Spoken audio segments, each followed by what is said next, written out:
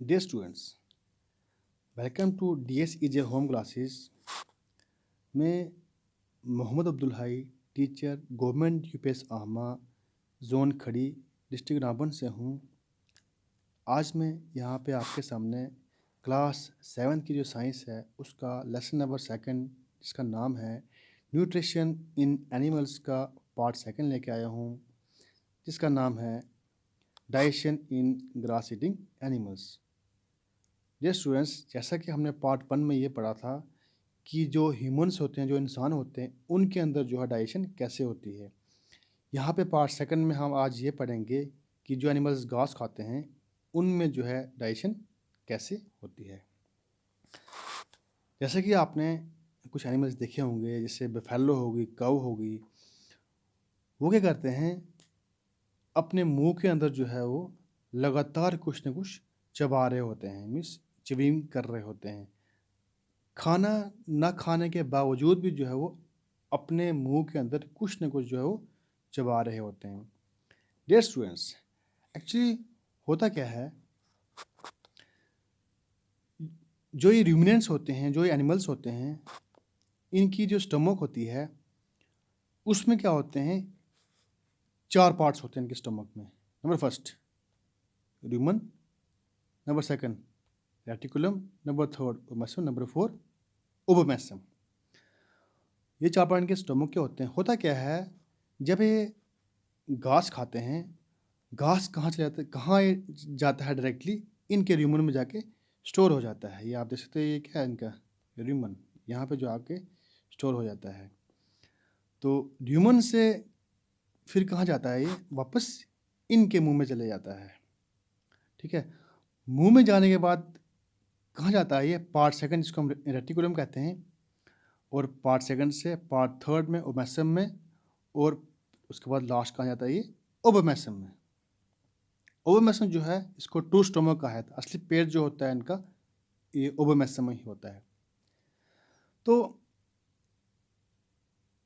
जो ये घास पहले स्टोर होता है रूमन में,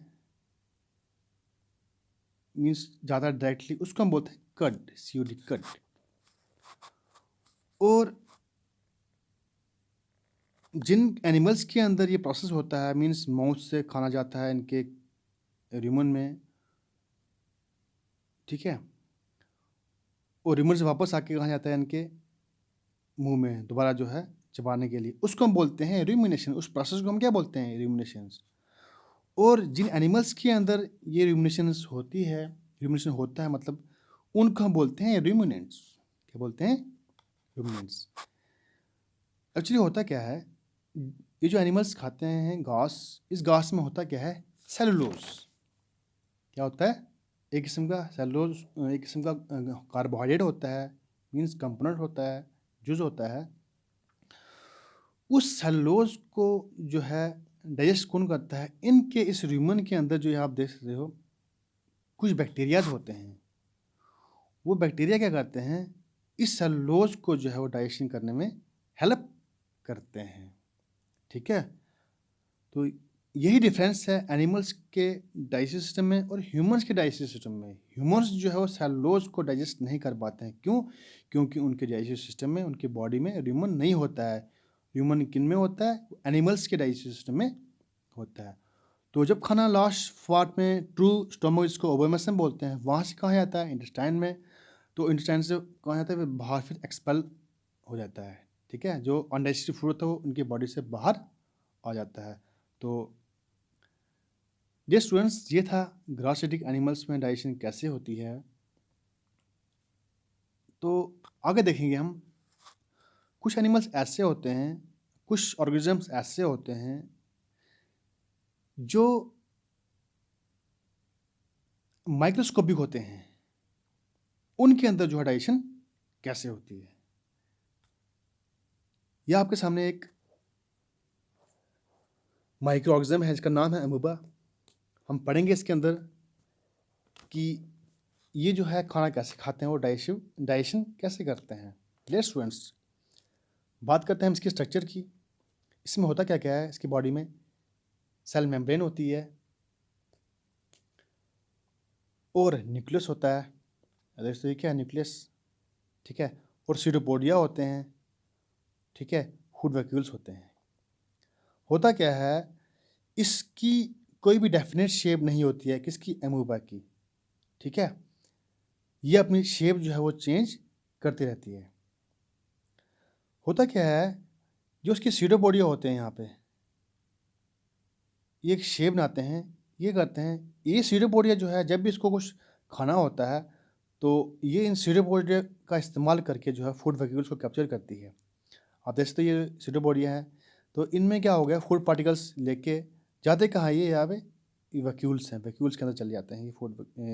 ये फूड पार्टिकल्स फूड वैक्यूल्स के अंदर चले जाते हैं। फूड वैक्यूल्स में क्या होता है, कुछ जूसेस जो है सिक्रेट होते हैं, वो इस खाने को क्या करते हैं, इस फूड पार्टिकल्स को सिंपल फॉर्म में कन्वर्ट कर देते हैं, ठीक है। उसके बाद जो है जो क्या होती है, इसे एब्जॉर्प्शन होती है। कैसे होती है? थ्रू डिफ्यूजन होती है। उसके बाद जो है पूरे बॉडी में जो है ट्रांसपोर्ट होता है। इसमें कुछ टर्म्स आती है, फैगोसाइटोसिस, एक्सोसाइटोसिस, एंडोसाइटोसिस। अब वो हायर क्लासेस में जब आगे जाओगे वहाँ पे आप पढ़ोगे, तो इस तरीके से जो है इनके अंदर फीडिंग एंड डाइजेशन होती है। आगे मैं डायग्राम में दिखाऊंगा आपको किस तरीके से जो है ये प्रोसेस कंप्लीट होता है इनके अंदर। अब देख सकते हो यहाँ पे फूड ले रही है यहाँ पे अमूबा। उसके बाद फूड जो यहाँ पे इसकी जो बॉडी में सीडोपोडिया होते हैं, सीडोपोडिया होते हैं क्या, ये फिंगर लाइक प्रोजेक्शंस होते हैं। आप देख सकते हो ये फिंगर लाइक प्रोजेक्शन दो, ये फूड इन्होंने कैप्चर किया। उसके बाद फूड कहाँ चले गया, इनके वैक्यूल्स में चले गया। यहाँ पे क्या हुई, इसकी डाइजेशन हुई। उसके बाद कहाँ चले, क्या हुई, इसकी अब्जॉर्प्शन, ठीक है। उसके बाद असेमिलेशन। उसके बाद जो अनडाइजेस्टेड फूड होता है, इसी ये वैक्यूल्स होते हैं, यहाँ से जो है वो एक्सपेल हो जाता है, जो अनडाइजेस्टेड फूड होता है। तो डियर स्टूडेंट्स, ये था आज का टॉपिक कि ग्रास ईटिंग एनिमल्स में डाइजेशन कैसे होती है, और जो माइक्रोस्कोपिक मींस जो माइक्रो ऑर्गेनिजम्स होते हैं, उनके जो है जो सिंगल सेल्ड ऑर्गेनिजम्स होते हैं, उनके अंदर जो है डाइजेशन कैसे होती है। अमूबा जो है ये सिंगल सेल्ड ऑर्गेनिज्म है, ठीक है। आई होप कि आपको ये समझ आया होगा। आज तक के लिए इतना ही। Okay, thank you so much.